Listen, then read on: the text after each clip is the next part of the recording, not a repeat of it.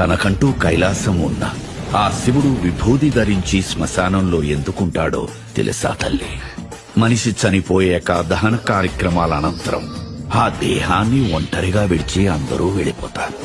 అది చూసి చింతిస్తున్న ఆత్మకి నీ చివరు కట్టె కాలే వరకు నేను నీకు తోడుగా ఉంటాను అనే ధైర్యం ఇచ్చి దగ్గరుండి సాగనంపుతాడమ్మా ఈ శ్మశానవాసుడు.